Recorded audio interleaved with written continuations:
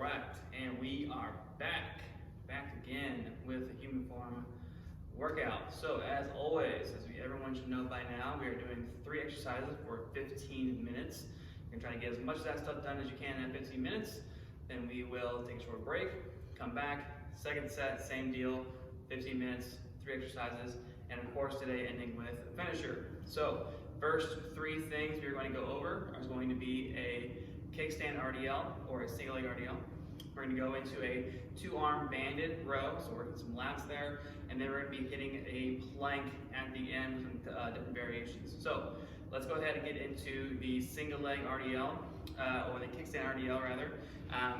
Kickstand is going to be good for in case you don't have anything to hold on to. We still need a little bit of that balance work. So again, you're keeping your back leg, giving you that little bit of balance. So again, in the past we've done it before, where your back foot is about a few inches behind the front heel. So right now the left leg will be the one that I'm currently working, while the right is giving me some stability, okay?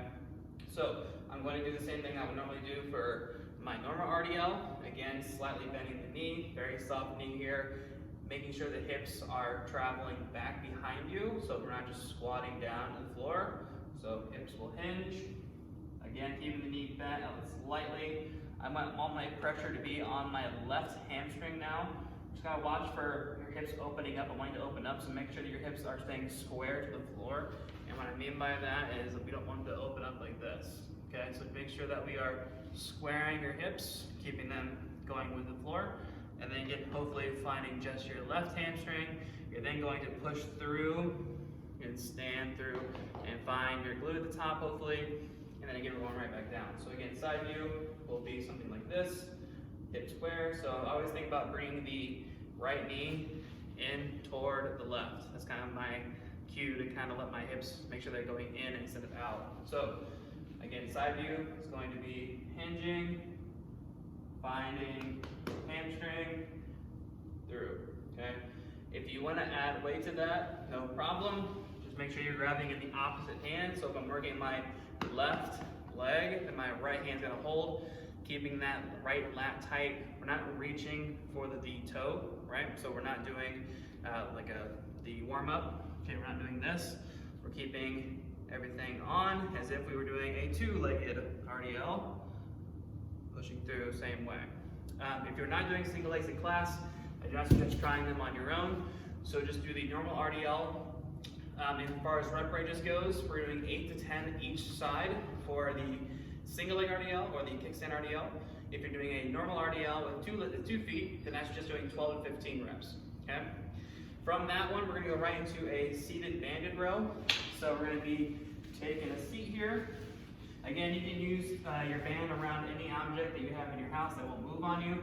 We're gonna grab onto the band. Again, we wanna be able to find some lats. So looking at this area of your body, you wanna be working through here. So elbows a little bit far out from your body. So think little chicken wing, 45-degree angles, gripping onto your band, pulling back, squeezing shoulder blades together. As you go back, slowly working the band again, or I guess slowly working the band back, and then pulling again.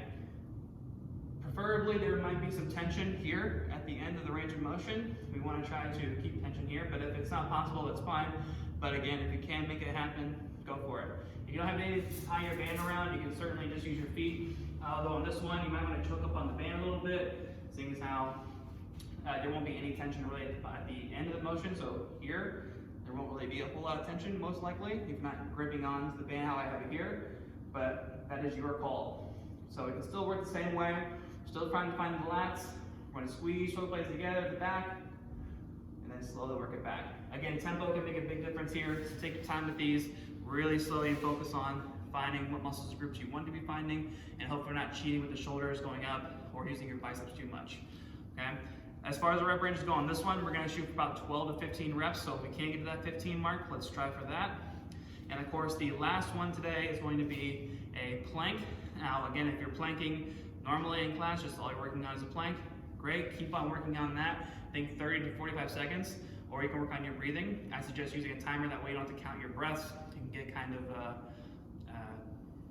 distracting, I'll say, to kind of have to worry about counting your breaths and focus on everything that's going on. So if you have a timer, just go ahead and set a timer for that, and then we'll just work on breathing in through your nose for 3 or 4 seconds, then breathing out for 5 or 6. And you don't have to worry about how many times you've done that. Okay. If you are going into different variations of the plank, we're going to be working on knee tucks today. So getting everything set up, we're going to get into a normal plank. Again, you can do this on your forearms. I'm going to do them on my hands today, but if you have some wrist issues or you don't really feel good in that plank position, just drop down the forearms and do the same thing there.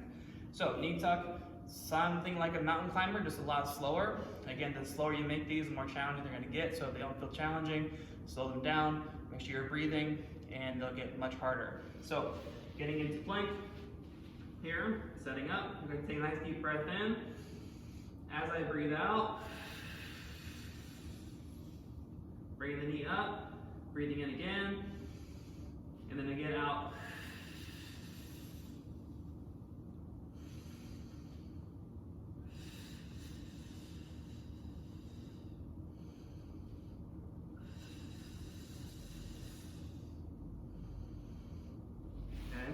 Hopefully, low back and everything isn't moving or changing too much. Hopefully I did a good example of that. But we don't want the hips to be going up and down, left and right, anything like that. Try to keep it as if you're not lifting a leg at all and you're just normally planking there. So again, on those, 8 to 10 each side. Again, getting in those high rep ranges if you can.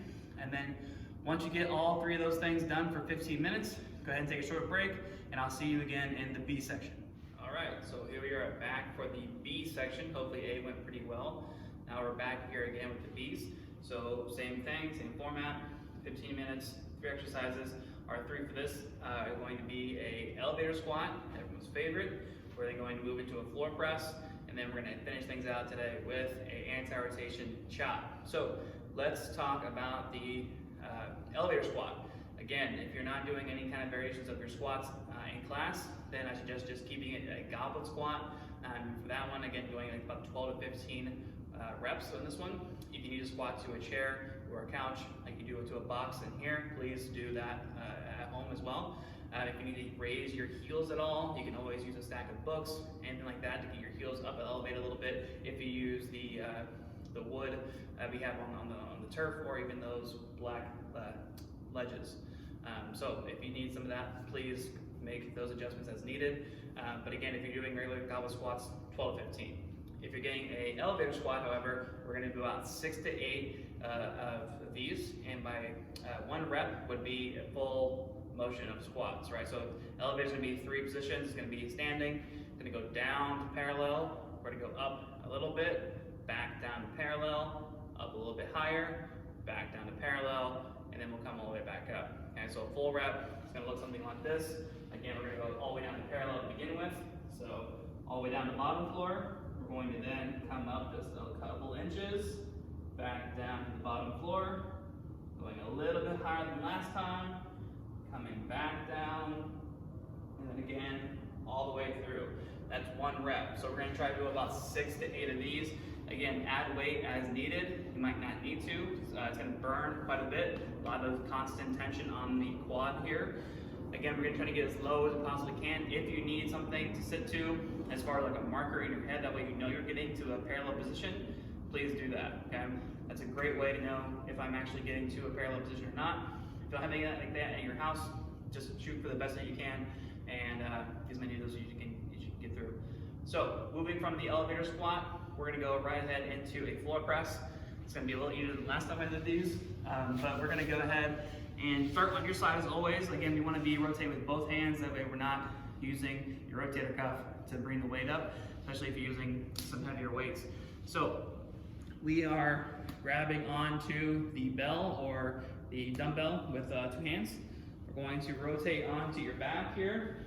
Again, we're focusing on using your chest, your pec muscles here, and not your shoulder. So make sure you're keeping your shoulder down away from your neck as you press the weight up over your chest. Think about your bicep kind of going in toward the pecs here. So kind of squeezing my pec with my bicep. So slowly working the elbow back down to the floor. And then again, nice deep breath in. I'm breathing out. Pressing the weight up over my chest, okay? So again, slowly working it back down to the floor, and then again going right back up. Make sure you're hitting both sides here. So we're gonna shoot for about 8 to 10 on each side. Notice when I got done, I'm rotating with both hands down to the floor, not just letting it drop. Okay, so if you need to do the trick of having a hand and connecting to that hand, please do that. If you don't have a heavy enough dumbbell and you want to use a band for this, certainly use a band on the floor or wrapping a band around something and pressing with the band. Any kind of chest movement, that would be fine to substitute if you don't have a heavy enough dumbbell or anything like that at home. So again, 8 to 10 on each side for those dumbbell presses. Moving on to the last of the three is going to be a anti-rotation chop or press out. Again, if you're not doing chops in class, just worry about doing the press outs. Again, we're breathing out, holding, working on that long exhale as you are holding the band out in space, bringing it back in, elbows stay tucked to your body, then we're coming right back out. If you are doing the chop, however, go ahead and grab onto your band. I have mine wrapped around the rig here. You can use a door frame, or a door handle rather, or anything that won't move on you. I'm gonna grab on. If I'm using a band like this, a loop band, I'm just gonna grab on top here. Other hand's gonna go right next to it. I'm gonna walk out into space.